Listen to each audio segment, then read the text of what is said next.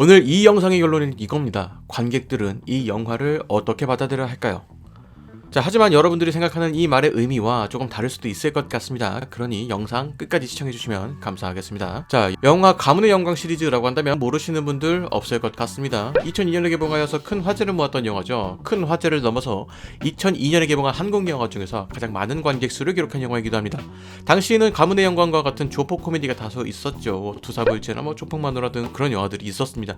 그 중에서 가문의 영광은 꽤나 많은 시리즈가 출시가 되었죠. 가문의 위기, 가문의 부활, 가문의 순환, 가문의 귀환, 시리즈가 가면 갈수록 악평을 들었던 시리즈인데 무덤까지 갔던 이 시리즈를 다시 부활시켰습니다. 사실 이 영화는 갑툭튀한 느낌이 없지 않아 있습니다. 저는 영화 유튜버라는 특성상 개봉 예정작들 자주 살펴보거든요. 그런데 이 영화는 개봉을 몇 주 앞두고 갑자기 등장했다라는 생각이 들 정도였습니다. 아니, 이게 개봉한다고? 라고는 생각이 들었거든요. 사실 시리즈 자체가 시대의 흐름과는 많은 차이가 있고 꽤나 오래된 이야기라고 하더라도 이렇게까지 저예산으로 만들 내용은 아니다라는 생각도 있었습니다.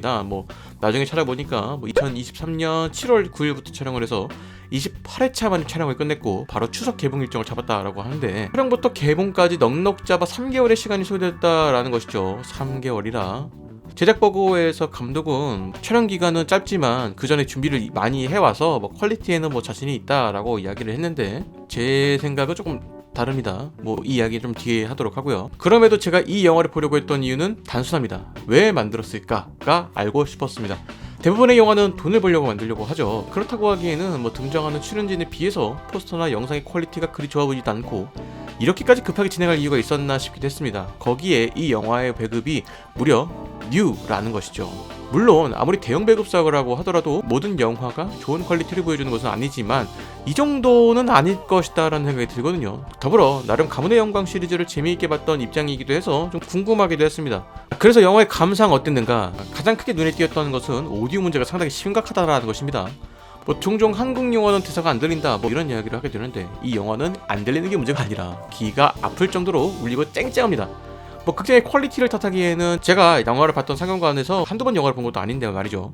가장 문제가 되는 것은 영화 중간에 후시 녹음을 하는 것이 너무나도 티가 나는 장면이 있다라는 것입니다. 아무리 영화라고 해도 돈을 지불하고 소비를 하는 상품인데 이런 퀄리티를 내보내는 것이 옳은 일인가라는 생각이 들기도 했습니다.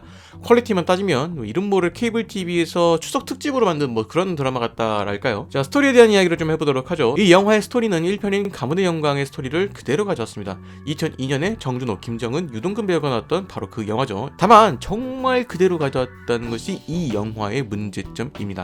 사실 당시 만들어진 이야기는 분명 현대 시대 사상과 맞지 않는 이야기입니다. 남녀가 실수로 하룻밤을 보낸다라는 설정 자체에서부터 요즘 사람들에게 쉽게 설득이 되는 설정은 아니라는 것이죠. 무엇보다 김수미 배우의 딸로 유라 배우가 나오던데 이 설정도 쉽게 납득이 안 되는 설정입니다. 그리고 적어도 가문의 영광 시리즈 이어가는 이야기라면 시리즈에 등장했었던 신현준, 임형준 배우의 특별 출연 정도는 있어야 되지 않았을까라는 생각이 듭니다.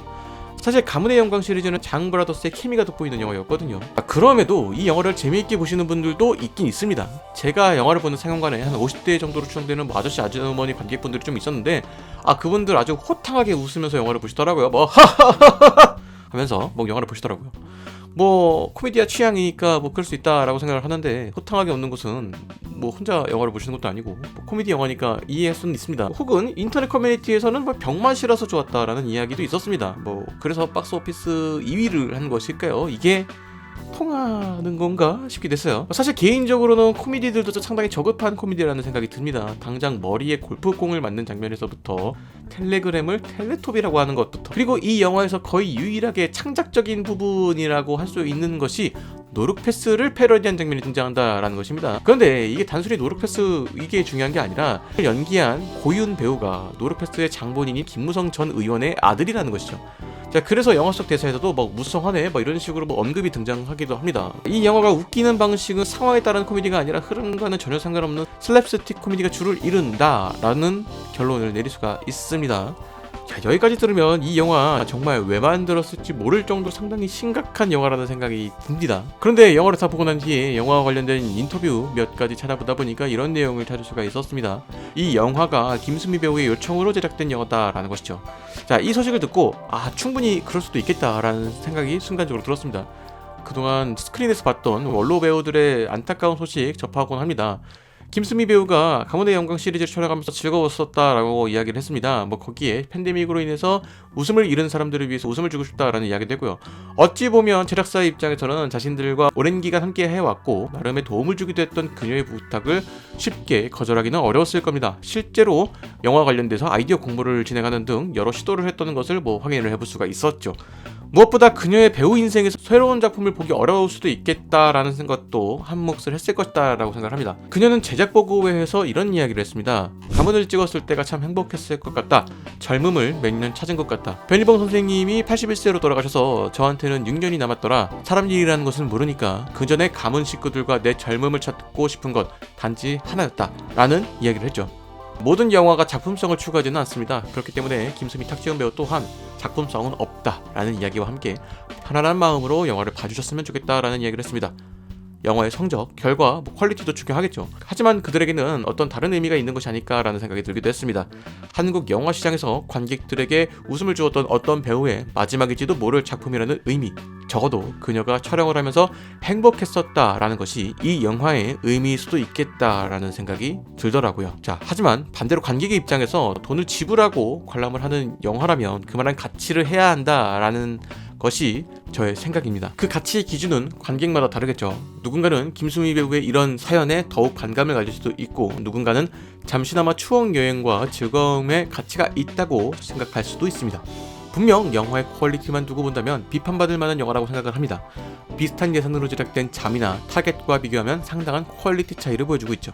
다만 영화 너머에 있는 배우들의 생각을 해보면 다르게 받아들일 수도 있을 것 같습니다. 물론 판단은 여러분의 몫이죠. 하지만 저는 여러분들에게 이 영화를 절대 추천하지는 않겠습니다. 적어도 돈을 받고 파는 재화라면 돈의 값어치는 해야 한다고 생각을 합니다. 그렇기에 저는 게으른 영화를 극도로 싫어하는 편입니다. 영화 못 만들 수도 있습니다. 그렇다면 최소한 노력은 해봐야죠. 그런데 저는 이 영화를 보면서 그 노력의 흔적을 보기가 어려웠습니다. 배우나 제작사의 사정을 이해 못하는 것도 아니고 내부 사정 또한 제가 자세히 알 길이 없지만 적어도 관객들이 보기에 노력한 모습은 보여야 하지 않았을까라는 생각이 듭니다. 1편의 이야기를 그대로 사용하고 싶었다면 적어도 2023년에 맞는 이야기로 최소한의 각색은 했어야 되지 않을까라는 생각이 듭니다. 술에 취해 모르는 사람과 하룻밤을 보낸다는 것, 부모가 강제적으로 애인이 있는 상대와 혼인을 성사시키려고 하는 것도, 조폭이 개과천선하여 잘 먹고 잘 사는 것도, 종업원에게 욕설을 하며 무시하는 것도, 그리고 이 모든 행동이 주인공이라는 이유로 웃음 포인트로 그냥 넘어간다는 것이 결코 2023년에 개봉할 영화의 내용은 아닌 것 같다는 생각이 듭니다. 영화에 대한 이야기를 하면서 이렇게까지 좀 강하게 이야기하는 건 오랜만인 것 같습니다. 사실 강하게 이야기를 하다 보면 원색적인 비판을 하게 되고 어떤 분의 약간 심기에 수틀리면 또 이제 영상이 내려가게 되는 그런 상황이 발생하게 돼서 종종 그렇게 되는 건데 혹시 이 영상도 잘리는 건 아니겠죠. 자, 가문의 영광 시리즈 저도 분명 좋은 기억을 가지고 있고 그렇기 때문에 이 영화를 보겠다라는 선택을 한 것입니다. 그런데 이 영화가 내놓은 것이 과연 가문의 영광 시리즈를 좋아했던 팬들에게 보답을 하는 의미인 것일까요? 적어도 돈을 받고 파는 재화라면 그만한 가치를 했으면 좋겠습니다.